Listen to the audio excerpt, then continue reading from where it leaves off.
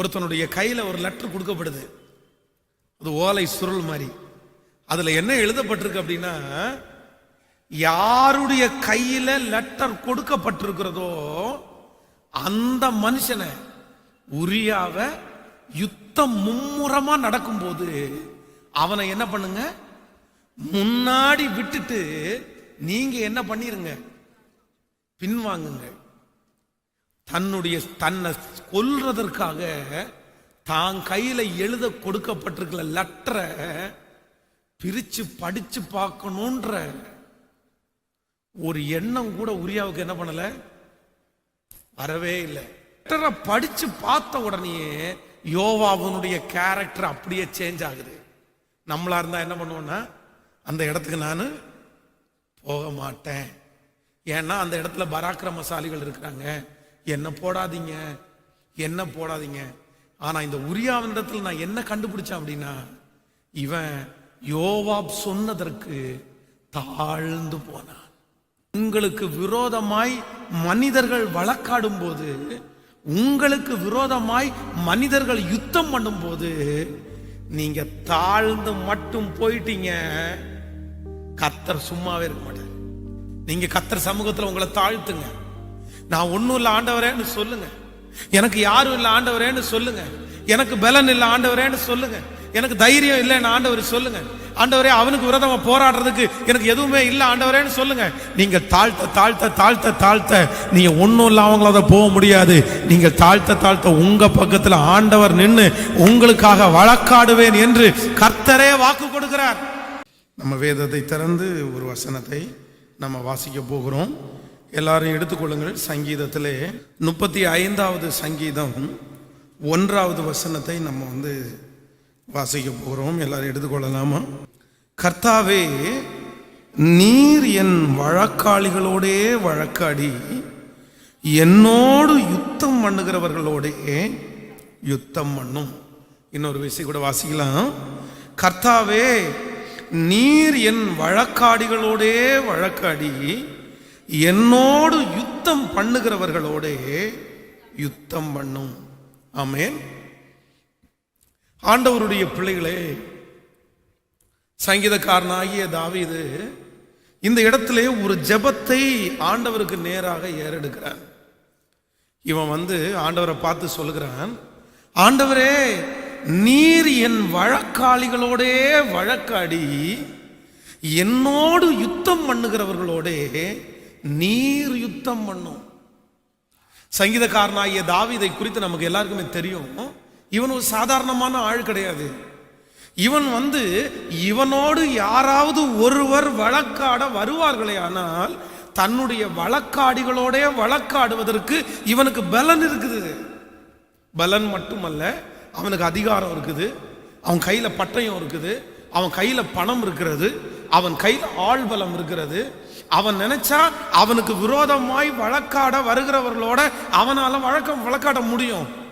அவனோட யுத்தம் பண்ண வருகிறவர்களிடத்துல இவனுக்கு சரி வாரா பார்த்துக்கலாம், நீ என் கூட யுத்தம் பண்ண தானே வர்ற, நீ என் கூட சண்டை போட தானே வர்ற, பார்த்துக்கலாம் அப்படின்னு யுத்தம் பண்ணக்கூடிய சகல காரியமும் அவனுக்கு இருந்தும் ஆண்டவரை பார்த்து என்ன சொல்றான் அப்படின்னா, ஆண்டவரே, நீர் என் வழக்காடிகளோட வழக்காடி என்னோடு யுத்தம் பண்ணுகிறவர்களோட நீங்க யுத்தம் பண்ணுங்க. ஏன் அப்படி சொல்றான் அப்படின்னா, சங்கீதக்காரனாகிய தாவீது நன்றாய் ஒன்றை அறிந்து வைத்திருக்கிறான். எனக்கு திறமை இருந்தாலும், எனக்கு ஆள்பலம் இருந்தாலும், எனக்கு பணம் இருந்தாலும், என் கையில பட்டயம் இருந்தாலும், என் வழக்காடிகளோட நான் வழக்காடி ஜெயிக்க முடியாது. என்னோட யுத்தம் பண்ணுகிறவர்களோட நான் யுத்தம் பண்ணி ஜெயிக்க முடியாது. நான் ஜெயிக்க முடியாது. ஒரு தேவனுடைய பிள்ளை அறிந்து கொள்ள வேண்டிய ஒரு மிகப்பெரிய அறிவு என்ன அப்படின்னா, உங்களுக்கு பணம் இருக்கலாம், உங்களுக்கு எதிராளி ஆனவனை விட உங்களுக்கு திறமைகள் இருக்கலாம், உங்க கையில ஆயுதங்கள் இருக்கலாம், உங்களுக்கு சகலவிதமான மரியாதையும் மதிப்பும் இன்னும் பெரிய கௌரவம் இருக்கலாம். ஆனால் உங்களோட வழக்காடுகிற நபர் சின்னவரா இருக்கலாம், உங்களுக்கும் அவர்களுக்கும் சம்பந்தமே இல்லாம இருக்கலாம். ஆனால் நீங்க ஒன்றை நினைத்துக் கொள்ளுங்கள், கர்த்தர் உங்களுக்காக வழக்காட வழக்காடாவிட்டா அந்த வழக்கு நீங்க மரணம் வரைக்கும் தொடரும்ன்றதை நீங்க மறந்துடக்கூடாது. இன்னைக்கு நிறைய ஆண்டவருடைய பிள்ளைகள் செய்கிற ஒரு மிகப்பெரிய தவறு என்ன அப்படின்னா, தன்னோடு வழக்காடுகிறவர்களோட இவர்கள் வழக்காடுகிறார்கள், தன்னோடு யுத்தம் பண்ணுகிறவர்களோட இவர்கள் யுத்தம் பண்ணுகிறார்கள். நீ வந்தா நானும் பார்த்துக்கிறேன்ப்பா, நீ பேசினா நானும் பேசிக்கிறேன்ப்பா, நான் என்ன உன்னோட குறைஞ்சவனா, நான் என்ன உன்னோட சின்னவனா, நான் அப்படியெல்லாம் தாழ்ந்தெல்லாம் போக முடியாது. எங்கேயோ இருக்கிறவன் எங்கேயோ பண்றவன், நீ ஒரு சாதாரணமான ஆளு, நீ என் கூட வழக்காட வரும்போது நான் உனக்கு செய்ய வேண்டாமா? அப்படி என்கிற மனப்பான்மை எங்களுக்குள்ளே இருக்கிற வரைக்கும் நிச்சயமா யுத்தத்துல நீங்கள் வெற்றியே அடைய முடியாது. எப்போ ஒரு தேவனுடைய பிள்ளை யுத்தத்தில் வெற்றி அடைவாங்க அப்படின்னா, உங்களுக்காக ஆண்டவர் எப்பொழுது வழக்காடுகிறாரோ அப்பொழுதுதான் அந்த யுத்தத்தில் ஓய்வு வரும். இஸ்ரவேல் ஜனங்களை குறித்து வேதத்துல நம்ம வாசிக்கும் போது வேதம் சொல்லுகிறது, இஸ்ரவேல் ஜனங்கள் 400 வருடம் அடிமைத்தனத்தில் இருந்தார்கள். இந்த 400 வருடத்திலையும் பார்த்தீர்களே ஆனால் எத்தனையோ பேர் அவர்களிடத்திலே வழக்காடினார்கள். மோசே எழும்பி பார்வோனிடத்திலே வழக்காடுகிறார். என் ஜனங்கள் கஷ்டப்படுறாங்க, இந்த ஜனங்களை அடிக்கிறவன் யார் அப்படின்னா ஒரு எபிரேயனை ஒரு எகிப்தியன் அடிக்கிறத பார்த்து உடனே இவனுக்கு கோபம் வந்து அவனோட வழக்காடி அவனை அடிச்சு மணல்ல புதைச்சிட்டு தன்னுடைய ஜனத்திற்காக வழக்காடுகிறான். ஆனா அவன் வழக்காடி ஏதாவது ஜெயத்தை பெற்றுக்கொண்டானா அப்படின்னு வேதத்துல வாசிக்கும் போது இல்லவே இல்லை. அவனுடைய வழக்காடுகிறதுனாலே அவன் ஒரு பெரிய வெற்றியை அடையல, தோல்வியை தான் அடைஞ்சான். வழக்காடுகிறதுனால் தன் தேசத்தை விட்டு துரத்தப்படுகிற ஒரு சூழ்நிலை உண்டானது. சோ ஒன்று நன்றாய் அறிந்து கொள்ளுங்க, நம்முடைய வழக்காடிகளோட நம்ம வழக்காட முடியாது. உங்க கணவனாரோட நீங்க வழக்காட முடியாது, உங்க மனைவியோட நீங்க வழக்காட கூடாது, உங்களுடைய அயல் நீட்டானோட நீங்க வழக்காட கூடாது, உங்கள் வேலை ஸ்தலத்தில் இருக்கிற நபரோட நீங்க வழக்காட கூடாது. அப்படி ஒருவேளை உங்களோடு யுத்தம் பண்ண வருகிற அந்த நபரை பார்த்து நீங்க என்ன சொல்லணும் அப்படின்னா, சங்கீதக்காரனாய தாவீதை போல எப்படி ஜெபிக்கணும்னா, ஆண்டவரே நீர் எங்கள் வழக்காளிகளோட வழக்காடுங்க ராஜா, நீர் வழக்காடுங்க ராஜா. ஆனால் இஸ்ரவேல் ஜனங்கள் 400 வருஷம் அடிமைத்தனம் முடிஞ்சதற்கு பிறகு இப்போ ஆண்டவரே ஜனங்களுக்காக வழக்காடுகிறார், கர்த்தரே வழக்காடுகிறார். ஆண்டவரே பார்வோனுக்கு விரோதமா யுத்தம் பண்ண ஆரம்பிக்கிறார். நீங்க வேதத்துல படிச்சு பாருங்க, ஆண்டவர் ஜனங்களுக்காக வழக்காட ஆரம்பிச்சதற்கு பிற்பாடு, ஆண்டவர் ஜனங்களுக்காக யுத்தம் பண்ண ஆரம்பிச்சதுக்கு பிற்பாடு அவர்கள் ஒன்றுமில்லாமல் போய்விட்டார்கள். வேதம் சொல்லுகிறது, அன்றைக்கு அவருடைய குதிரை வீரர்கள் எல்லாரும் அந்த கடலுடைய தண்ணீரிலே அடைக்கப்பட்டார்கள். அன்றைக்கு இஸ்ரவேல் ஜனங்கள் சந்தோஷம் பொங்குதே என்கிற பாடலை பாடி அவர்கள் அக்கறையை கடந்து போனார்கள். இத்தனை நாட்களும் அவர்களால் ஜெயிக்க முடியல. ஆனா ஆண்டவர் வழக்காடுறதுக்கு பிற்பாடு கர்த்தர் சொல்லுகிறார், இன்று கண்ட எகிப்தியனை நீங்கள் இனி என்றும் காண்பதில்லை. அன்றைக்கு பார்த்த எகிப்தியன் திரும்ப இஸ்ரவேல் ஜனங்களுடைய வழியில வரவே இல்லை. காரணம் என்ன அப்படின்னா, கர்த்தர் உங்களுக்காக யுத்தம் பண்ணுவார், நீங்கள் சும்மா இருப்பீர்கள், சும்மா இருப்பீர்கள். அப்போ நீங்க அறிந்து கொள்ள வேண்டிய ஒரு அறிவு என்ன அப்படின்னா, ஆண்டவரே என் வழக்காளிகளோடு நீர் வழக்காடும், என் மேல் யுத்தம் பண்ணுகிறவர்களோடு நீர் யுத்தம் பண்ணும். நான் யுத்தத்துக்கு போக மாட்டேன் ஆண்டவரே, நான் வழக்காட போக மாட்டேன் ஆண்டவரே, நான் சண்டைக்கு போக மாட்டேன் ஆண்டவரே, என் பலன் இருந்தாலும் நான் போக மாட்டேன் ஆண்டவரே. அப்படி யாரெல்லாம் தீர்மானம் எடுக்கிறார்களோ அவர்களுக்காக ஆண்டவர் வழக்காடுவேன் என்று வாக்கு கொடுக்கிறார். கடந்த நாட்களிலே நான் நேற்றைக்கு இரவிலே ஆண்டவருடைய சமூகத்திலே இந்த வார்த்தைக்காக ஜெபித்து கொண்டிருக்கும் போது ஆண்டவர் என்னுடைய இருதயத்திலே பேசின ஒரு வார்த்தை, நான் உனக்காக வழக்காடுவேன் என்று ஆண்டவர் என்னுடைய இருதயத்திலே பேசினார். இந்த சத்தத்தை கேட்கிற ஆண்டவருடைய பிள்ளைகளே, ஒருவேளை இப்படிப்பட்ட ஒரு சூழ்நிலையிலே நீங்கள் கடந்து போகலாம். உங்களுக்காக யாரும் வழக்காடுவதற்கு முடியாத ஒரு சூழ்நிலையிலே இருக்கலாம். யார் எனக்காக வழக்காடுவார், யார் எனக்காக இந்த காரியத்தை செய்வார் என்று ஒரு பெரிய பிரச்சனைக்குள்ளாக நீங்கள் கடந்து போகலாம். ஆனா ஆண்டவர் இன்றைக்கு தெளிவாய் வாக்கு கொடுக்கிறார், நான் உனக்காக வழக்காடுவேன், நான் உனக்காக வழக்காடுவேன். இந்த வார்த்தையை நான் தியானித்துக் கொண்டிருக்கும் போது ஆண்டவர் வேதத்திலே ஒரு குறிப்பிட்ட ஒரு மனிதனை எனக்கு கர்த்தர் காண்பித்து, அந்த மனிதனுக்காக ஆண்டவரே வழக்காடினார். ஏன் ஆண்டவர் வழக்காடினார் என்று ஒரு 3 காரியத்தை குறித்து ஆண்டவர் என்னுடைய இருதயத்திலே பேசினார். அந்த மனுஷன் தன்னோட வழக்காடுவதற்காக ஆண்டவரிடத்தில் அவன் ஜெபிக்கல. எனக்காக இந்த மாதிரி வழக்காடுங்க ஆண்டவரே, எனக்கு இந்த மாதிரி ஒரு பிரச்சனைக்குள்ள கடந்து போகிற ஆண்டவரே, அவன் ஜெபிக்கல, அவன் கேட்கல, அவனுக்கு அந்த விஷயத்தை குறித்து தெரியாது. ஆனால் ஆண்டவரே அவனுக்காக வழக்காடினார் என்று வேதம் தெளிவாக சொல்லுகிறது. எப்படி வழக்காடினாராமா? அவனுக்கு விரோதமாய் எழும்பின மனிதன் உலகத்தான் அல்ல, அவனுக்கு விரோதமாய் எழும்பின மனிதன் ஒரு கிறிஸ்தவன் அல்லாதவன் அல்ல, தேவனோடு நடக்காதவன் அல்ல. வேதம் சொல்லுகிறது, வேதத்திலே நான் சொல்ல போகிற அந்த மனுஷனுக்கு விரோதமாய் எழும்பினவன் ஒரு நல்ல தேவ மனிதன், தேவனோட நடக்கிறவன், தேவனுக்கு பலி செலுத்துகிறவன், தேவனுக்கு பயந்தவன். இன்னும் சொல்ல போனா தேவனுடைய இருதயத்திற்கு ஏற்ற தாசன், தேவனுக்கு இருதயத்திற்கு ஏற்ற தாசன், தேவனோட நடக்கிறவன், தேவனை ஆராதிக்கிற ஒரு மனுஷனுக்கு விரோதமாய் பண்ணின அந்த துரோகத்தை கர்த்தர் மனசுல வச்சு அவனுக்கு விரோதமாய் வழக்காடினார். நீ என் பிள்ளையா இருக்கலாம்ப்பா, நீ என்னை ஆராதிக்கலாம்ப்பா, நீ என் இருதயத்திற்கு ஏற்ற தாசனா இருக்கலாம்ப்பா, ஆனா நீ ஒண்ணுமே தெரியாத ஒரு மனுஷனிடத்துல சண்டைக்கு போனதுனால, அவனுடைய வாழ்க்கைக்கு விரோதமாய் போனதுனால உன்னோட நான் வழக்காடுவேன்னு சொல்லி கர்த்தர் ஒரு சாதாரணமான ஒரு மனிதனுக்காக தன்னை நேசிக்கிற மனிதனோட வழக்காடினார். நான் நம்புறேன், ஒரு தேவனோட நடக்கிற மனுஷனிடத்திலேயே கர்த்தர் வழக்காடுவாரே, ஆனால் ஒரு சாதாரணமான மனுஷனுக்காக கர்த்தர் தேவ மனுஷனிடத்துல வழக்காடுவாரானால், உங்களுக்கு விரோதமாய் எழும்புகிற உலகத்தானிடத்துல கர்த்தர் வழக்காட மாட்டாரு? ஆண்டவருக்கு விரோதமான இடத்துல கர்த்தர் வழக்காட மாட்டாரு? கர்த்தருடைய ஊழியத்திற்கு விரோதமானவர்கிட்ட வழக்காட மாட்டாரு? நான் நம்புறேன், கண்டிப்பாக கர்த்தர் உங்கள் வழக்காடிகளோடு வழக்காடுவேன் என்று கர்த்தர் வாக்கு கொடுக்கிறார். உங்களோடு யுத்தம் பண்ணுகளிடத்திலே நான் யுத்தம் பண்ணுவேன் என்று கர்த்தர் வாக்கு கொடுக்கிறார். ஆமென். எனக்கு ரொம்ப ஆச்சரியமா இருந்துச்சு ஆண்டவர் அந்த வார்த்தையை பேசும்போது.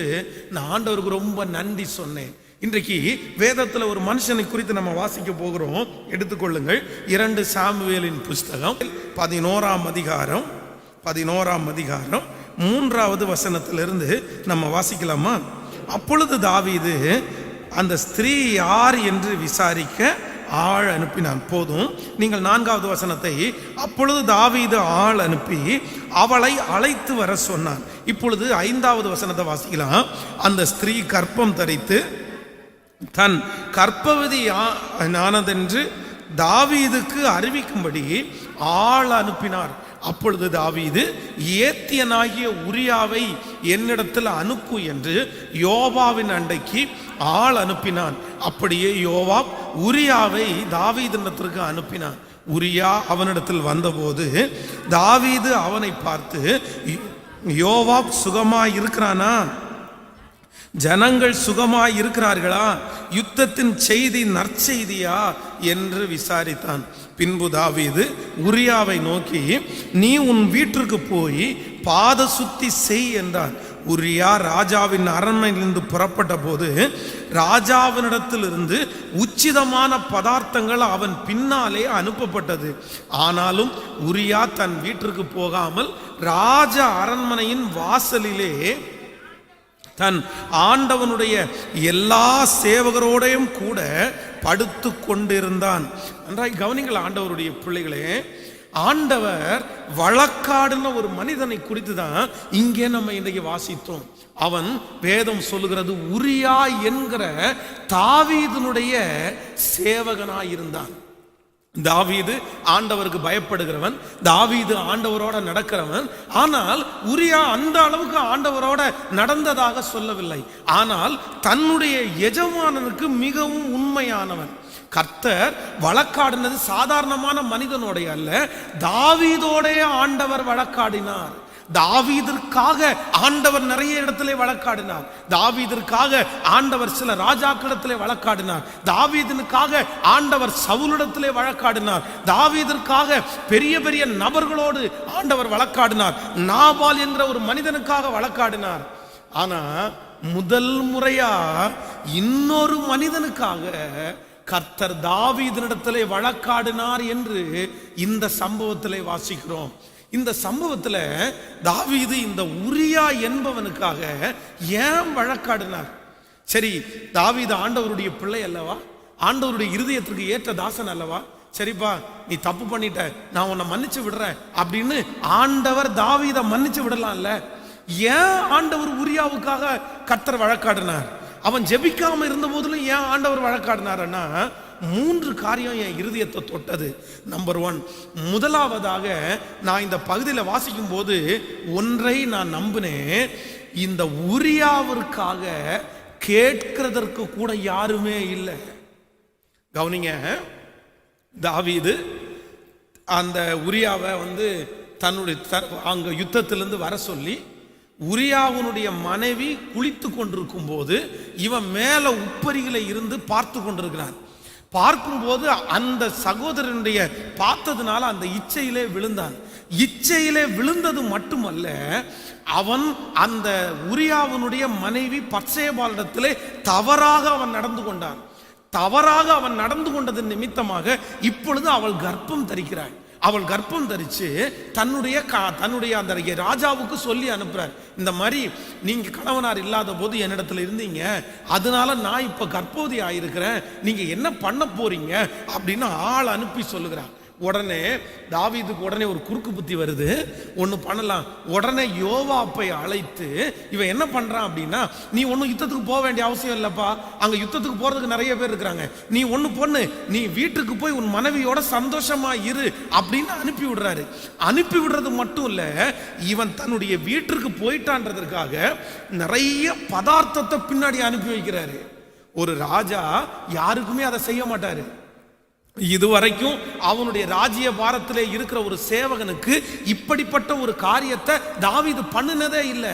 ஆனா தன்னுடைய தவறை மறைக்க வேண்டும் என்கிற ஒரே காரணத்திற்காக இவன் என்ன பண்றான் தெரியுமா?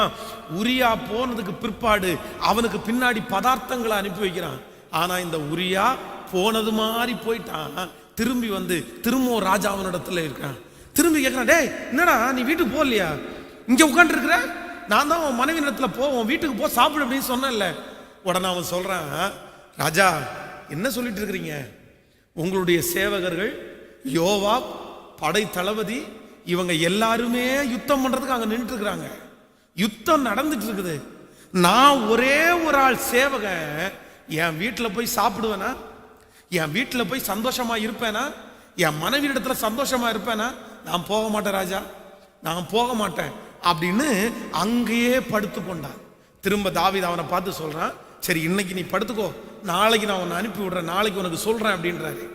நாளைக்கு சொல்ல முடியல, 2 நாள் தாண்டி திரும்ப அவனை என்ன பண்றான் அப்படின்னா, தன்னுடைய வீட்டில் அழைச்சி அந்த ராஜா அவனுக்கு சாப்பாடு கொடுத்து வேதம் சொல்லுது அவனை வெறிக்க பண்ணினான். எப்படியாவது இவனுடைய மனசை மாத்தி இவனை வீட்டுக்குள்ள போய் இவன் தன்னுடைய மனைவியோட சேர்ந்துட்டான் அப்படின்னா நம்ம பேர்ல தப்பு வராது, இந்த தப்பை மறைக்கலான்றதற்காக ஒரு ராஜா, ஆண்டவரோட நடக்கிறவன், ஒரு பரிசுத்தவான், தேவனுக்கு இருதயத்திற்கு ஏற்ற தாசன் தன்னுடைய பாவத்தை மறைக்கிறதற்காக உரியாவை வெறிக்க பண்ணினான். ஆனாலும் அவன் எவ்வளவோ குடிச்சிருந்தாலும் நிதானமா இருந்தான். என் வீட்டுக்கு மட்டும் நான் போக மாட்டேன், என் வீட்டுக்கு மட்டும் போக மாட்டேன். இவன் வீட்டுக்கு போகலன்ற செய்தி அறிஞ்ச உடனே அடுத்த ஒரு குறுக்கு புத்தி வருது பாருங்களேன். ஒரு லெட்டர் எடுத்து அந்த லெட்டர்ல எழுதுறான். என்ன எழுதுறான் தெரியுமா? இந்த மாதிரி யுத்தம் மும்முரமா நடக்கும்போது உரியாவை முன்னாடி நிறுத்துங்க, உரியாவை முன்னாடி நிறுத்தி நல்ல யுத்தம் வரும்போது நீங்க எல்லாம் விலகிருங்க, ஆப்போசிட்ல இருக்கிறவன் வெட்டும் போது முதல்ல உரியா செத்துறட்டும், உரியாவை கொன்றுங்க. அவனுடைய கையில் லெட்டர் கொடுத்து விடுறான். யோவாப் கையில லெட்டர் போகுது. யோவாப் பிரிச்சு படிச்சு பார்க்கறான், இவனை கொன்றுங்கன்னு எழுதப்பட்டிருக்கிறது. ஆனா இந்த யோவாப் உரியாவை ஏன் ராஜா நீங்க கொல்லணும்? உரியாவை எதுக்கு கொல்லணும்? உரியாவை கொல்ல வேண்டிய அவசியம் இல்லைல்ல. அவன் ஒரு நல்ல சேவகன். அவன் இதுவரைக்கும் ஒரு தீமையை கூட செய்யல. நம்முடைய இஸ்ரவேல் ஜனத்துல யுத்தத்துல நிற்கிற ஒருத்தர் கூட சாகக்கூடாது. அதுதான் நமக்கு மிகப்பெரிய வெற்றி அப்படின்னு தாவீதினிடத்துல யாருமே உரியாவுக்காக கேள்வி கேட்கறதுக்கு ஆள் இல்லை. உரியாவுக்காக உரியாவை கொல்ல வேண்டாம், உரியா என்ன தப்பு பண்ணுனா அப்படின்னு அவன் பட்சத்திலே வழக்காடுவதற்கு என்று ஒருத்தர் கூட இல்லை. அதனாலதான் என் ஆண்டவராகிய தெய்வம் உரியாவுக்காக தாவீதினிடத்தில் வழக்காடுகிறார். எப்பா, நீ நினைச்சிருக்கிற இவனுக்காக வழக்காட யாரும் இல்ல, இவனுக்காக கேட்கறதுக்கு யாரும் இல்ல, இவனை என்ன வேணாலும் பண்ணலாம், இவனை என்ன வேணாலும் திட்டலாம், இவனை எப்படி வேணாலும் நடத்தலாம் அப்படின்னு நினைச்சு அவனை கேட்கறதற்கு யாரும் இல்லைன்னு நினைச்சு இவ்வளவு பெரிய தப்ப நீ பண்ணிட்டல்ல. உரியாவுக்காக வழக்காடுவதற்கு யாருமே இல்லைன்னாலும் உரியாவுக்காக நாம் வழக்காடுவேன்னு கர்த்தர் வழக்காடினார். கர்த்தர் வழக்காடினார். இந்த சத்தத்தை கேட்கிற அன்பு தேவனுடைய பிள்ளையே, ஒருவேளை நீங்கள் அந்த சூழ்நிலையிலே காணப்படலாம். பாஸ்டர், என்னை திட்டுனா கூட கேட்கறதுக்கு யாரும் இல்லை, என்னை அடிச்சா கூட கேட்கறதுக்கு யாரும் இல்லை, எங்க அம்மா இல்லை, எங்க அப்பா இல்லை, என் சகோதரன் இல்லை, என்னை கேட்கறதுக்கு யாரும் இல்லை, என் கணவனார் என்னை கஷ்டப்படுத்துற, என் மனைவி என்னை கஷ்டப்படுத்துறாங்க. இன்னைக்கு சட்டமெல்லாம் என் மனைவிக்காக இருக்கிறது, பெண்களுக்காக இருக்கிறது. ஆனா எனக்காக வழக்காடுறதுக்கு யாரும் இல்லை பாஸ்டர். எனக்காக யாரும் வழக்காடுறதுக்கு வர்றதில்லை. நான் ஒரு தனி மனிதனாக்கப்பட்டிருக்கிறேன். எனக்காக யார் வழக்காடுவா, எனக்காக யார் பேசுவா?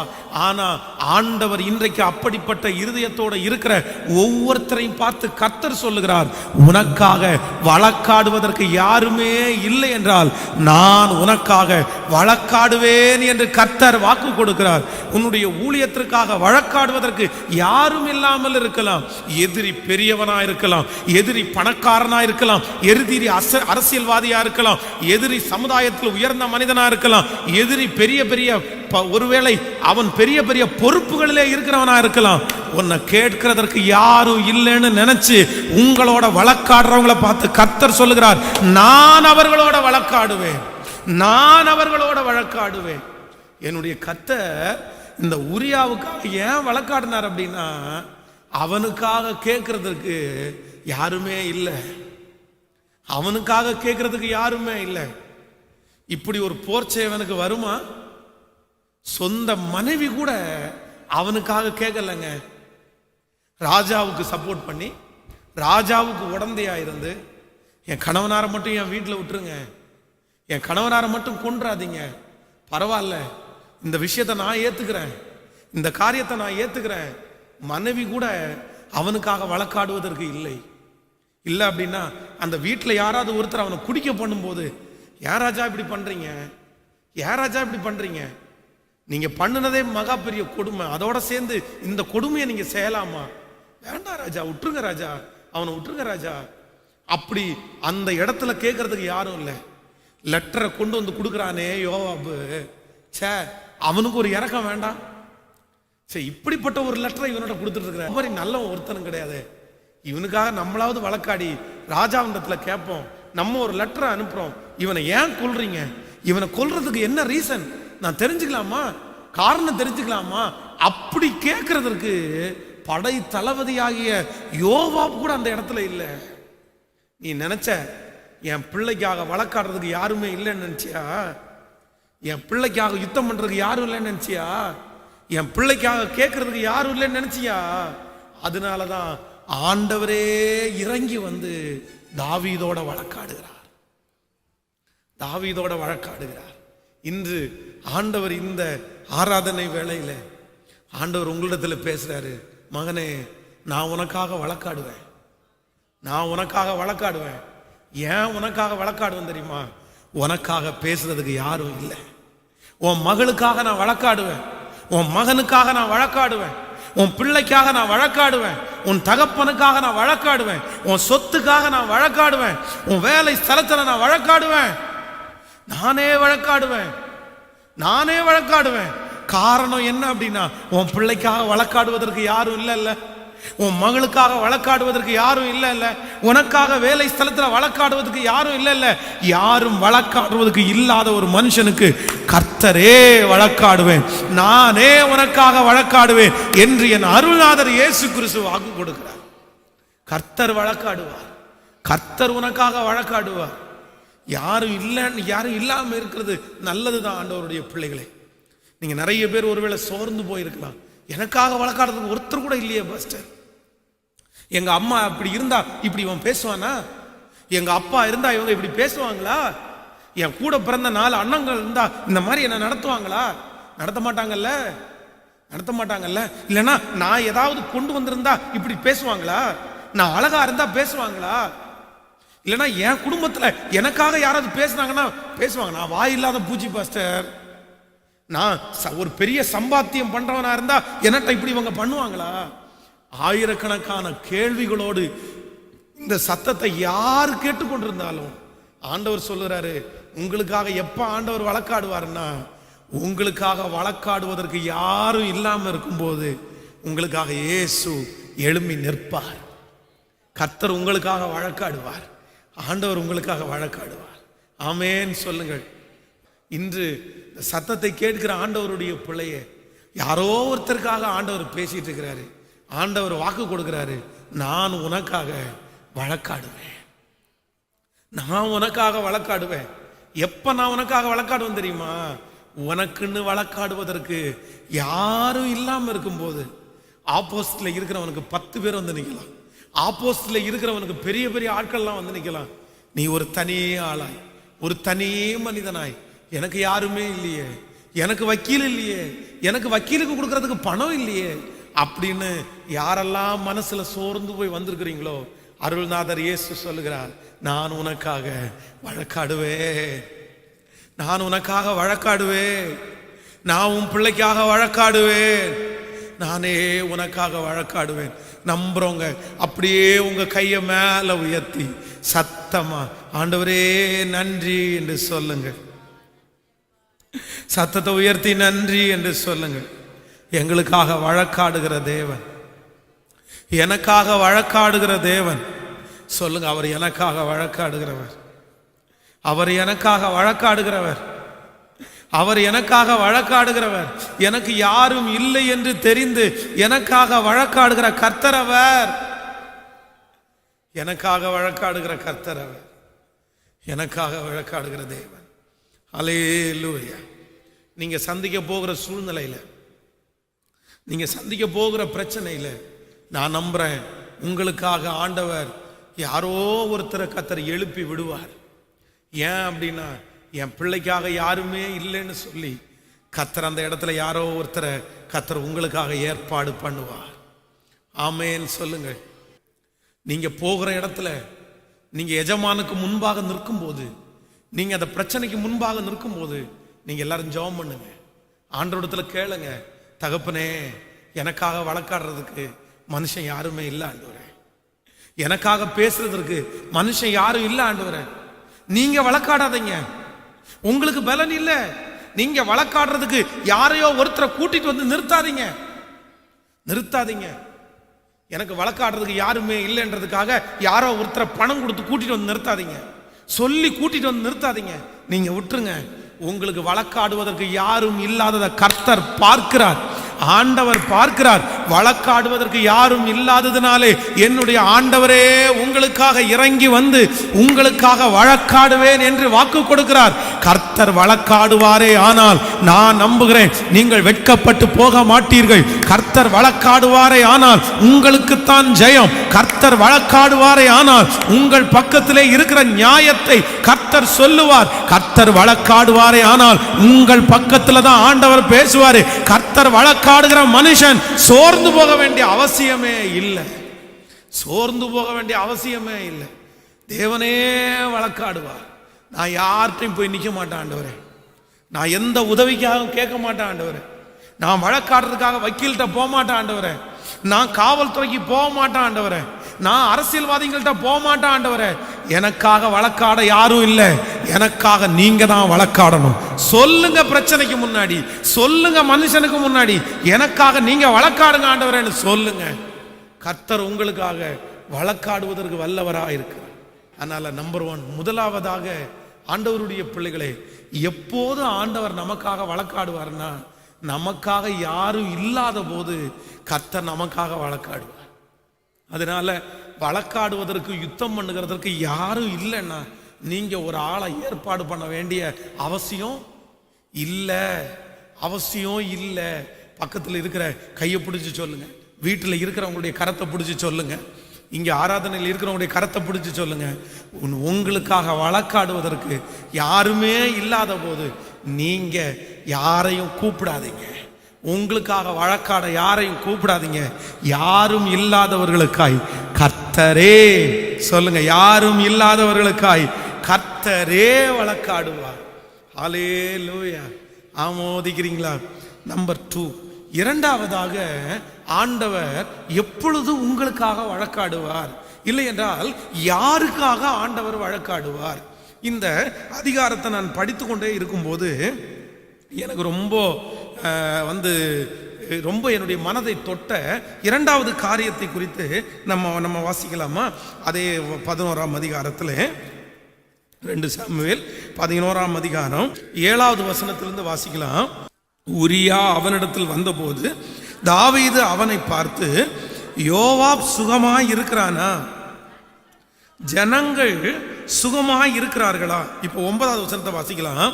ஆனாலும் உரியா தன் வீட்டிற்கு போகாமல் ராஜ அரண்மனையின் வாசலில் தன் ஆண்டவனுடைய எல்லா சேவகரோடையும் கூட படுத்து கொண்டிருந்தான். ஹலோ, நல்லா கவனிங்க. நான் என்ன நம்புறேன் அப்படின்னா, இந்த யோவாப் இப்பொழுது வந்துட்டாரு, ராஜா அரண்மனையில் வந்துட்டாரு. இந்த அரண்மனைக்குள்ள ராஜா மட்டும் தனியா இல்ல, ராஜாவோட கூட சேர்ந்து கொஞ்சம் பேர் அங்க இருக்கிறாங்க. இப்போ ராஜா என்ன சொல்றாரு அப்படின்னா, நீ வந்திருக்கிற, நீ பிரயாணத்திலிருந்து வந்த, நீ களைச்சிருப்பல்ல, நீ ரொம்ப களைப்பா இருப்பல்ல, நீ ஒண்ணு பண்ணு, நீ யுத்தத்திலிருந்து வந்ததுனால இவங்களோட சேர்ந்து படுக்காத, நீ உன் வீட்டில் போய் நிம்மதியா படுத்து தூங்கு அப்படின்னு சொல்றாரு. கவனிங்க, இப்போ பொதுவா நான் சொல்றேனே, ராஜா பர்சேபால கூட்டு பேசுறாரு, பர்சேவா இங்கேயும் அங்கேயும் வந்துட்டும் போயிட்டும் இருக்காங்க. ஆனா இந்த ராஜா கழுத்தை புடிச்சு வீட்டுக்குள்ள தள்ளுறாரு, நீ போ. நம்மளா இருந்தா என்ன பண்ணுவோம்? யுத்தத்துக்கு இந்த மாதிரி நம்மளை அனுப்பி இருந்தோம்னா, ரெஸ்ட் டைம் கிடைக்குதுன்னா, அப்பா சாமி இதாண்டா நமக்கு லக்கி அடிச்சிருச்சு, நம்ம எந்த வேலையும் பண்ண வேணாம்ப்பா, வீட்டில் போய் நிம்மதியா படுத்து தூங்கலாம்ப்பா, நம்ம அப்படிதான் நினைப்போம். ஆனா இந்த உரியா தனக்கு கொடுக்கப்பட்டிருக்கிற பொறுப்புல உண்மை உள்ளவன். அவன் சொல்றான், அத்தனை பேர் அங்க கஷ்டப்படுறாங்க, அத்தனை பேர் வெயிலையும் மழையிலையும் நிக்கிறாங்க, அத்தனை பேர் பாடுபட்டு இருக்கும் போது நான் மட்டும் என் வீட்டில் போய் சந்தோஷமா இருக்க, நான் இங்கே படுத்துக்கிறேன். இதுக்கு அர்த்தம் என்னன்னா, நான் நம்புறேன் உரியா உண்மை உள்ளவன். உரியா யாரு? சத்தமா சொல்லுங்க. நம்பர் 2, இரண்டாவது, ஆண்டவர் யாருக்காக வழக்காடுவார் தெரியுமா? ஆண்டவர் யாருக்காக யுத்தம் பண்ணுவார் தெரியுமா? உங்க விஷயம் உண்மையாய் மட்டும் இருக்குமே ஆனால், நீங்கள் தவறு செய்யாதவர்களாய் இருப்பீர்களே ஆனால், உங்க பட்சத்துல நியாயம் இருக்குமே ஆனால், ஆண்டவருடைய பிள்ளைங்க அநியாயம் பண்றவனை பார்த்து பயப்பட வேண்டிய அவசியமே இல்லை. ஏன் அப்படின்னா, உண்மையுள்ள ஒரு மனுஷனுக்காக என் கர்த்தர் வழக்காடுவார். ஆமோதிக்கிறீங்களா? என் கர்த்தர் வழக்காடுவார். பாஸ்டர், நான் ஒரு தப்பும் பண்ணல பாஸ்டர், நான் ஒரு தீமையும் பண்ணல பாஸ்டர். அவன் சொல்றது மொத்தமும் பொய், அவன் போட்டிருக்கிறது மொத்தமும் பொய் கேஸ், அவன் பண்றது மொத்தமும் பொய் பாஸ்டர். திருப்புறான், திசையை திருப்புறான், எல்லாம் என் பக்கத்துல திருப்பி விட்டுட்டான். ஐயோ, இப்படி அவன் இருப்பான்னு எனக்கு தெரியல. நான் உண்மையா இருந்தேன், நான் இந்த காரியத்தை செய்யவே இல்லை, நான் நியாயமா இருந்தேன். ஆனா அவனுக்கு ஆள்பலம் இருக்குன்றதுக்காக அவன் என் பேர்ல எல்லா தப்பையும் போட்டுட்டான். எல்லாத்தையும் நான் செஞ்சது மாதிரி எனக்கு நேரா திருப்பிட்டான். நான் ஒரு தப்பு பண்ணல, நான் உண்மையா இருக்கிறேன் அப்படின்னு இந்த செய்தியை கேட்கிற யார் அப்படி இருக்கிறீங்களோ, அது கணவனா இருக்கலாம், மனைவியா இருக்கலாம், அது மேனேஜரா இருக்கலாம், வேலைக்காரனா இருக்கலாம், உங்க பிள்ளையா இருக்கலாம். நான் கர்த்தருடைய சமூகத்துல இந்த ஆலயத்துல பலிபீடத்துல இருந்து தீர்க்க தரிசனமா சொல்றேன், நீங்க உண்மையா மட்டும் இருப்பீர்களே ஆனால் என்னுடைய கர்த்தர் யார் வழக்காடாட்டாலும் என் ஆண்டவரே உங்களுக்காக வழக்காடுவார். உங்க மேல யுத்தம் பண்ணுகிறவன் இல்பொருளாவான். தாவீதினிடத்துல ஆண்டவர் ஏன் வழக்காடுறாரு? இருதயத்திற்கு ஏற்ற தாசனிடத்துல ஏன் ஆண்டவர் வழக்காடுறாரு? தாவீது அப்படி நேச்சார் ஆண்டவர். ஆனா தாவீது ஜெபம் பண்றான், ஆண்டவரே என் பிள்ளைகளுக்கு இந்த சாபம் தொடர வேண்டாம், என்னை மன்னிச்சிருங்க. 51ஆம் சங்கீதத்துல சுத்த இருதயத்தை என்னில சிருஷ்டிங்க, நிலைவரமான ஆவி என் உள்ளத்துல புதுப்பிங்க, என் உள்ளத்துல உண்மை இருக்க விரும்புகிறேன், நான் தப்புதான்ப்பா அப்படின்னு அத்தனை டைம் மன்னிப்பு கேட்டதுக்கு அப்புறமும் ஆண்டவர் அவனுக்கு அந்த தண்டனையை கொடுக்கறதுக்கு என்ன காரணம்? இதுக்கு முன்னாடி எத்தனையோ இடத்துல ஆண்டவர் அவனை காப்பாத்தி விட்டாரு, கர்த்தர் அவனை வழக்காடினாரு. ஆனா இந்த இடத்துல ஆண்டவரே தாவீதுக்கு விரோதமா ஏன் எழும்பி நின்னாரு? வேற எதுக்காகவும் இல்ல. டேய், நீ ஒரு பொய்க்காரனுக்கு விரோதமா பேசினா கூட நான் விட்டுருப்பேன்டா. ஒரு துன்மார்க்கனுக்கு ஒய்ஃப் பண்ணி அப்படி பண்ணியிருந்தா கூட சரி, ஒருவேளை உன்னை மன்னிச்சு விட்டுற, நீ மன்னிப்பு கேட்ட மன்னிச்சு விட்டுருப்பேன் நான். ஆனா உரியா யார் தெரியுமா? அவன் ஒரு நீதிமானுப்பா, அவன் உண்மை உள்ளவனப்பா. அவனுக்கு போய் இந்த துரோகத்தை உனக்கு பண்ண தெரிஞ்சிருச்ச. நீ உண்மையை மறைச்சிடலான்னு நினைச்ச, கேட்கறதுக்கு யாரும் இல்லைன்னு நினைச்ச, அவ்வளவுதான் நான் நியாயம் அப்படின்னு நினைச்ச. உண்மை உள்ளவனுடைய பட்சத்துல நான் எழும்பி நிற்பேன். இன்றைக்கு இந்த ஜெபத்துல இருக்கிற எல்லாரையும் தாழ்மையா கேட்கிறேன், நீங்க உண்மையா மட்டும் இருங்க, நீங்க உண்மையா மட்டும் இருங்க, நீங்க உண்மையா மட்டும் இருங்க. நீங்க வேற எதை குறிச்சும் கவலைப்பட வேண்டாம். நீங்க பொய் சொல்லல, நீங்க திருடல, நீங்க கெட்ட வார்த்தை பேசல, நீங்க எதிர்த்து பேசல. அவங்க பட்சத்துல 1000 அவங்க சொல்லி சொல்லி எல்லாரையும் நம்ப வச்சாலும் உங்க அம்மா அப்பாவே அவங்க நம்ப வச்சுக்கலாம், சுற்றி இருக்கிற எல்லா சொந்தக்காரங்களையும் நம்ப வைக்கலாம். அதான் இன்னைக்கு கணவன் மனைவிக்கு நிறைய பேருக்கு பிரச்சனை வரும்போது, கணவன் கொஞ்சம் ஹெல்த்தா இருக்கிறாருன்னு வைங்களேன், கணவன் கொஞ்சம் வசதியா இருக்கிறாருன்னு வைங்களேன், மனைவி பேர்ல மொத்த தப்பையும் போட்டு இவர் நீதிமான் மாதிரி இருந்துருவார். மனைவி கொஞ்சம் ஹெல்த்தா இருக்கிறாங்கன்னு வைங்களேன், உடனே கணவன் பேர்ல எல்லா தப்பையும் போட்டுட்டு இவங்க நீதிமானா இருப்பாங்க. எல்லாருடைய பார்வைக்கும் கணவனார் தப்பா தெரிவார், எல்லாருடைய பார்வைக்கும் மனைவி தான் தப்பா தெரிவாங்க, எல்லாருடைய பார்வைக்கும் அவன் மட்டும்தான் தப்பா தெரிவான். ஏன் அப்படின்னா இவங்க உண்மையெல்லாம் அழகா பூசி மொழிகி அழகா ரெடி பண்ணிட்டாங்க. அது ஆண்டவரிடத்துல நடக்காது, அது ஆண்டவரிடத்துல நடக்காது. ஒரு நாள் வரும், ஒரு நாள் வரும். எனக்கு தெரியும், இந்த செய்தியை கேட்கிற யாரோ ஒருத்தரிடத்துல ஆண்டவர் பேசிட்டு இருக்கிறாரு. இந்த செய்தியை கேட்கும் போது உன்னுடைய இருதயம் கலங்குது, உன்னுடைய இருதயம் அழுது, நீ கண்ணீர் விட்டு அழுற. பாஸ்டர், நான் உண்மை உள்ளவன், ஆனா என் பேர்ல தப்ப விதைச்சு இன்னைக்கு என்னை இப்படி உட்கார வச்சுட்டாங்க. நீ கவலைப்படாத மகளே, கவலைப்படாத மகனே, உனக்காக வழக்காடுகிற ஒரு இயேசு உண்டு, உனக்காக வழக்காடுகிற ஒரு ரட்சகர் உண்டு, உனக்காக என் தேவனாகிய கர்த்தர் அவர் வழக்காட போகிறார். அவர் வழக்காடும் போது பொய் நாவுகளை கர்த்தர் அறுப்பார், பொய் பேசுகிற நாவுகளை கர்த்தர் சங்காரமாக்கி உண்மையை பேசுகிற உன்னை நிலைநாட்டுவார், உண்மையை பேசுகிற உன்னை நிலைநிறுத்துவார். பொய் நாவு சங்கரிக்கப்படும். ஹல்லேலூயா, ஹல்லேலூயா. என் ஆண்டவர் நமக்காய் வழக்காடுகிறவர், என் ஆண்டவர் எனக்காய் வழக்காடுகிறவர், என் ஆண்டவர் எனக்காய் வழக்காடுகிறவர். ஸோ ஒன்று நினச்சிக்கோங்க, நீங்க கதையை பெரட்ட வேண்டாம். நான் பொய் சொன்னாதான் அவங்க எல்லாம் நம்புவாங்க. நீங்க ஏன் பொய் சொல்றீங்க? நீங்க ஏன் பொய் சொல்றீங்க? இல்லை நான் அப்படி பண்ணினாதான் அவங்க. நீ அப்படி செய்யவே செய்யாதீங்க, நீங்க உண்மையா மட்டும் இருங்க.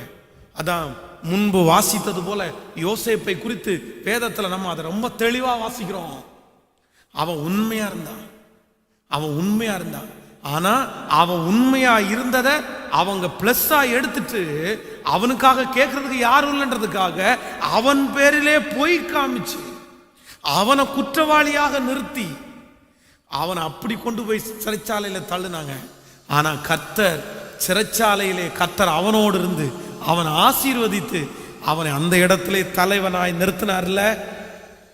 உண்மையுள்ள மனுஷன் பரிபூரண ஆசீர்வாதங்களை பெறுவான். ஹல்லேலூயா. எத்தனை நாள் புரட்டுவாங்க, எத்தனை நாள் பிரட்டுவாங்க, எத்தனை நாள் விரோதமாக எழும்புவாங்க. ரொம்ப நாள் செய்ய முடியாது, ரொம்ப நாள் செய்யவும் மாட்டாங்க. என்னைக்காவது ஒரு நாள் உண்மை வெளியே வரும். ஆமென் சொல்லுங்க. ஒரு நாள் உண்மை வெளியே வரும். அன்னைக்கு கர்த்தர் நீங்க நீதிமான்கள் என்கிறதை கர்த்தர் நிரூபிப்பார். உங்க பொண்ணு நீதிமான் என்கிறதை நிரூபிப்பார். உங்க பையன் நீதிமான்கிறத கர்த்தர் நிரூபிப்பார். வெளியரங்கப்படாத மறைபொருள் இல்லை, வெளியரங்கப்படாத மறைபொருள் இல்லை.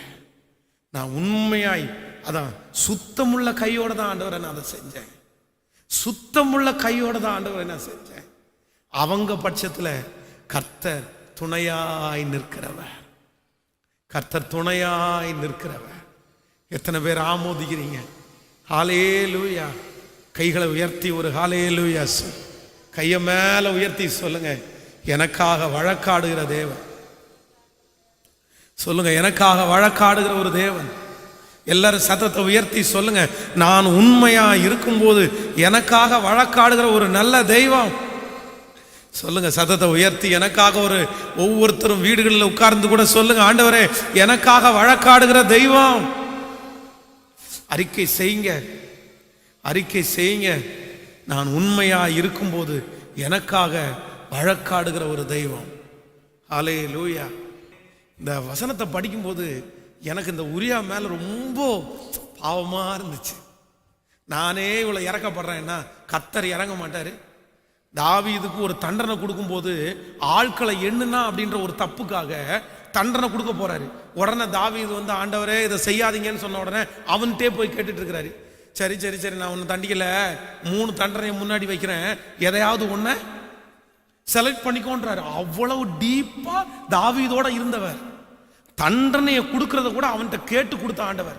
அதுவும் அந்த 3 தண்டனையும் அவனுக்கு கிடையாது, ஜனங்களுக்கு தான் ஆண்டவர் கொடுக்குறாரு.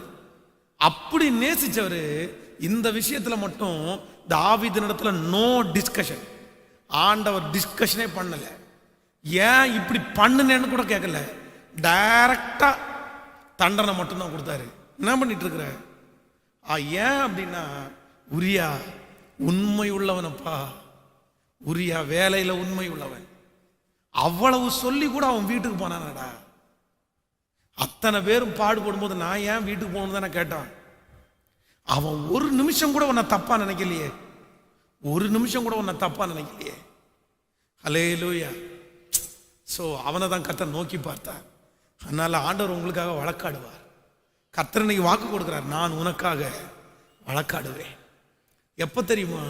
நீங்க உண்மையா இருந்தா கர்த்தர் உங்களுக்காக வழக்காடுவார். நம்பர் 3, 3வது ஒரு காரியத்தை வேகமா உங்களுக்கு சொல்லி உங்களுக்காக ஜெபிக்க போறேன். இந்த 3வது, ஆண்டவர் இந்த உரியாவுக்காக ஏன் வழக்காடினார், தாவீதினிடத்துல ஏன் வழக்காடினார் அப்படின்னு நான் வேதத்துல வாசிக்கும் போது நீங்கள் 11ஆம் அதிகாரத்தை எடுத்துக்கொள்ளுங்க. 11ஆம் அதிகாரம் 14 வாசிக்கலாம். காலமே தாவீது யோவாபுக்கு ஒரு நிருபத்தை எழுதி உரியாவின் கையில் கொடுத்து அனுப்பினான். அந்த நிருபத்திலே மூரமாய் நடக்கிற போர் முகத்திலே நீங்கள் உரியாவை நிறுத்தி அவன் வெட்டுண்டு சாகும்படி அவனை விட்டு பின்வாங்குங்கள் என்று எழுதியிருந்தது. ஹலோ, கவனிங்க ஒரு நிமிஷம் எல்லாரும். என்ன, ஒருத்தனுடைய கையில ஒரு லெட்டர் கொடுக்கப்படுது, அது ஓலை சுருள் மாதிரி. அதுல என்ன எழுதப்பட்டிருக்கு அப்படின்னா, யாருடைய கையில லெட்டர் கொடுக்கப்பட்டிருக்கிறதோ அந்த மனுஷனை, உரியாவை யுத்தம் மும்முரமா நடக்கும்போது அவனை என்ன பண்ணுங்க, முன்னாடி விட்டுட்டு நீங்க என்ன பண்ணிருங்க, பின்வாங்குங்க. தன்னை கொல்றதற்காக தான் கையில எழுத கொடுக்கப்பட்டிருக்கிற லெட்டரை பிரிச்சு படிச்சு பார்க்கணுன்ற ஒரு எண்ணம் கூட உரியாவுக்கு என்ன பண்ணல, வரவே இல்லை. எனக்கு ரொம்ப கஷ்டமா இருந்துச்சு. இங்க வாசிங்க அடுத்து. அப்படியே யோவாப் அந்த பட்டணத்தை சூழ காவல் போட்டிருக்கையில் பராக்கிரமசாலிகள் இருக்கிறார்கள் என்று தான் அறிந்த இடத்தில் உரியாவை நிறுத்தினான். ஹலோ, உரியா ஒரு சாதாரணமான ஒரு ஆள், உரியா சாதாரணமான ஒரு சேவகன். இவன் அவ்வளவு பெரிய பராக்கிரமசாலி அல்ல. யுத்தத்துல எப்பொழுதுமே முன்னாடி நிறுத்துறவங்களை பெரிய பெரிய ஆட்கள் எல்லாம் நிறுத்துவாங்க. ஃபர்ஸ்ட் நல்ல யுத்தம் பண்றவங்களை நிறுத்திட்டு அப்படியே படிப்படியா குறையும். ஆனா இவன் ஒரு 4வது 5வது கேட்டகரியில நிற்கக்கூடியவன். இப்போ 4வது 5வது கேட்டகரியில இருக்கிற ஒரு ஆளை, ஊர்ல இருந்து இப்ப வந்த ஆளு, இங்க என்ன நடந்துச்சு, எவ்வளவு பெரிய பிரச்சனை நடந்துச்சு எதுவுமே அவனுக்கு தெரியாது. அவனை தூக்கி முன்னாடி போட்டா அவனால கண்டிப்பா யுத்தத்துல எதுவும் பண்ண முடியாது, அது எல்லாருக்குமே தெரியும். ஆனா இவனை தூக்கி பராக்கிரமசாலிகள் இருக்கிறார் என்று தெரிந்து அந்த இடத்துல யோவாப் தூக்கி போடுறாரு. ஏற்கனவே யோவாப்புக்கு தாவீதின் மேல காண்டு இருக்குது. தாவீதை அந்த அளவுக்கு பிடிக்காது. ராஜான்றதுக்காக மட்டும்தான் யோவாப்பு தாவீதோட இருக்கிறாரே தவிர யோவாப்புக்கு தாவீதின் மேல ஒரு பொறாமை இருந்துட்டே இருக்குது. கண்டிப்பா லெட்டரை ஒளிச்சு வாசிச்சிருக்க மாட்டாரு, நேருக்கு தான் வாசிப்பாரு.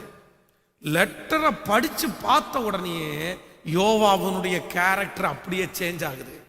நம்மளா இருந்தா என்ன பண்ணுவோம்னா, அந்த இடத்துக்கு நான் போக மாட்டேன், ஏன்னா அந்த இடத்துல பராக்கிரமசாலிகள் இருக்கிறாங்க, என்ன போடாதீங்க என்ன போடாதீங்க. ஆனா இந்த உரியாவின் இடத்துல நான் என்ன கண்டுபிடிச்சேன் அப்படின்னா, இவன் யோவாப் சொன்னதற்கு தாழ்ந்து போனான். இங்க மட்டும் இல்ல, தாவீது அவ்வளவு பெரிய தப்ப பண்ணிட்டு வீட்டுக்கு போ போ போ போன்னு துரத்துனதுக்கு அப்புறம் கூட தாவீதை பார்த்து என்ன சொல்றான் தெரியுமா, என் ஆண்டவன் என் ஆண்டவன். கவனிங்க, உங்களுக்கு விரோதமாய் மனிதர்கள் வழக்காடும் போது, உங்களுக்கு விரோதமாய் மனிதர்கள் யுத்தம் பண்ணும் போது நீங்க தாழ்ந்து மட்டும் போயிட்டீங்க, கர்த்தர் சும்மாவே இருக்க மாட்டார். ஹலோ ஹலோ, புரியுதா? கேக்குறீங்களா? உங்களோட வழக்காடும் போது நீங்க என்ன பண்ணணும்? உங்களோட வழக்காடும் போது நீங்க என்ன பண்ணணும் தெரியுமா?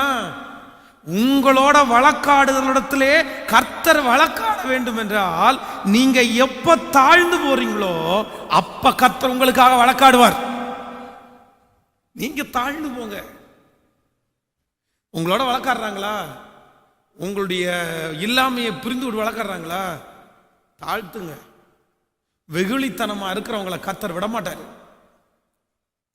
எவ்வளவு வெகுளி பாருங்க. இவன் யுத்தத்தில் இருந்துட்டு அவனுக்கு ஒரு ஷார்ப்னஸ் கூட இல்லை. அதான் ஆண்டவர் யாருக்கு துணை நிற்கிறாரோ இல்லையோ, இந்த வெகுளித்தனமா இருக்கிறாங்க பாருங்க, அவங்களுக்கு ரொம்ப துணை நிற்பாரு. கண்ணிங்கா இருக்கிறவங்களுக்கு ரொம்ப துணை நிற்க மாட்டாரு. சிலர் பார்த்தீங்கன்னா கண்ணிங்கா இருப்பாங்க, எல்லாத்துலேயுமே கண்ணிங்கா இருப்பாங்க. ஆனா சிலர் பார்த்தீங்கன்னா யதார்த்தமா இருப்பாங்க, வெகுளித்தனமா இருப்பாங்க. வெகுளித்தனமா இருக்கிறவங்களுக்கு ஏதோ ஒரு இடத்துல கர்த்தர் அவங்களுக்குன்னு ஒரு லக்கு வச்சிருப்பாரு, அவங்க பட்சத்துல கர்த்தர் இருப்பாரு. நீங்க கண்ணிங்கா இருக்காதீங்க, கண்ணிங்கா இருக்காதீங்க. நீங்க என்ன பண்ணுங்க அப்படின்னா, வழக்காட வழக்காட வழக்காட நான் தாழ்ந்து போறேன், நான் தாழ்ந்து போறேன். தாழ்மை உள்ளவனுக்கு கர்த்தர் கிருபை அளிக்கிறார். ஆமென் ஆமென். தானியேல் தான் கூட வேலை செஞ்சவங்க எல்லாரும் தானியேலுக்கு விரோதமாய் எழும்பி அவனை ராஜாவினிடத்துல போட்டு கொடுத்து ராஜாவையே ஏமாத்தி தாக்கி இதுல கையெழுத்து வாங்கிட்டாங்க. ஆனா தானியேலுக்கு ராஜா ரொம்ப சப்போர்ட். ராஜாவினுடைய துணையோடு கூட அங்கே இருக்கிற வேலைக்காரங்க யாரையுமே தாழ்வாக மதிப்பு போடவே இல்லை. தானியேல் தாழ்ந்து போனான், கர்த்தர் அவன் பட்சத்திலே கிருபையா இருந்தார். ஆமென் சொல்லு. ஹல்லேலூயா. கர்த்தர் உங்களுக்காக வழக்காட போறாரு சிஸ்டர், பிரதர். ஆண்டவர் உங்களுக்காக வழக்காட போறாரு. அது உங்க கணவனா இருந்தாலும், அவர் ஜெபிக்கிறவரா இருந்தாலும், அவர் பாஸ்டரா இருக்கலாம், அவர் ஊழியம் செய்கிறவரா இருக்கலாம். ஆனா கர்த்தர் உங்களுக்காக வழக்காடுவார். அவங்க நல்லவங்கன்னு ஊர்ல இருக்கிற 1000 பேர் சொல்லலாம், ஆனா கர்த்தர் உங்களுக்காக வழக்காடுவார். நீங்க தாழ்த்துங்க, நீங்க கர்த்தர் சமூகத்தில் உங்களை தாழ்த்துங்க. நான் ஒன்றும் இல்லை ஆண்டவரேன்னு சொல்லுங்க. எனக்கு யாரும் இல்லை ஆண்டவரேன்னு சொல்லுங்க. எனக்கு பலன் இல்லை ஆண்டவரேன்னு சொல்லுங்க. எனக்கு தைரியம் இல்லைன்னு ஆண்டவர் சொல்லுங்க. ஆண்டவரே, அவனுக்கு விரோதமா போராடுறதுக்கு எனக்கு எதுவுமே இல்லை ஆண்டவரேன்னு சொல்லுங்க. நீங்க தாழ்த்த தாழ்த்த தாழ்த்த தாழ்த்த நீங்க ஒன்றும் இல்லாமங்கள போக முடியாது. நீங்க தாழ்த்த தாழ்த்த உங்க பக்கத்தில் ஆண்டவர் நின்று உங்களுக்காக வழக்காடுவேன் என்று கர்த்தரே வாக்கு கொடுக்கிறார். கர்த்தர் உங்களுக்காக வழக்காடுவார், ஆண்டவர் உங்களுக்காக வழக்காடுவார். அதான் சொல்றாரு, இந்த யுத்தம் உங்களுடையது அல்ல, இந்த யுத்தம் என்னுடையது. இந்த யுத்தம் என்னுடையது. இந்த யுத்தம் என்னுடையது. அலங்கத்தை கட்ட போன தேவ மனுஷன் சன்பலாத் தொபியா 2 பேரும் எழும்பி அவனுக்கு விரோதமாய் அவ்வளோ பெரிய பிரச்சனை பண்ணும்போது இவன் என்ன பண்ணான் அப்படின்னா, கர்த்தரை மட்டும் தான் நோக்கி பார்த்தான். ஒரே எங்களுக்கு பலன் இல்லைப்பா, எங்களுக்கு பலன் இல்லைப்பா, நீர் துணை செய்யும். ஆண்டவர் அவனுக்காக வழக்காடினாரா? 10 லட்சம் பேருக்கும் அதிகமான பேர் ஆப்போசிட்ல நின்று இருக்காங்க. இவன்கிட்ட இருக்கிறது ரொம்ப கம்மியான பேர். ஆனா ஜெபம் பண்றான், பலன் உள்ளவனுக்காகிலும் பலனற்றவனுக்காகிலும் உதவிகள் செய்வது உமக்கு. ஏராளமான இந்த கூட்டத்திற்கு விரோதமாய் போகிறதற்கு எங்களுக்கு, நாங்கள் போகும் வழி இன்னதென்று எங்களுக்கு, ஆதலால் எங்க கைகள் உண்மையே நோக்கி பார்க்குது. ஆண்டவர் இறங்கினாரா? ஆண்டவர் இறங்கினாரா? தன்னை தாழ்த்துகிற எவனையும் கர்த்தர் உயர்த்தாம விடவே மாட்டார். இப்போ ஆண்டவர் உங்களுக்காக யுத்தம் பண்ணணுமா? ஆண்டவர் உங்களுக்காக யுத்தம் பண்ணணுமா? நீங்க ஒன்றும் பண்ண வேண்டாங்க, நீங்க தாழ்ந்து போங்க. நமக்காக வழக்காடுகிறவர்களோட தேவன் வழக்காடுவார், கர்த்தர் வழக்காடுவார். எப்ப தெரியுமா? நீங்க தாழ்ந்து போங்க, நீங்க தாழ்ந்து போங்க, நீங்க தாழ்ந்து போங்க. அவன் திட்டுறானா? சரிப்பா, இனி வராம பாத்துக்கிறேன்ப்பா. அவன் கெட்ட வார்த்தையில பேசுறானா? சரிப்பா, பாத்துக்கிறேன்ப்பா. அந்த குணம் நமக்கு அவ்வளவு சீக்கிரமா வராது. ஆனா நம்ம பழகி கொண்டால் நமக்காக கர்த்தரே இறங்கி வந்து நிற்பார். ஹல்லேலூயா.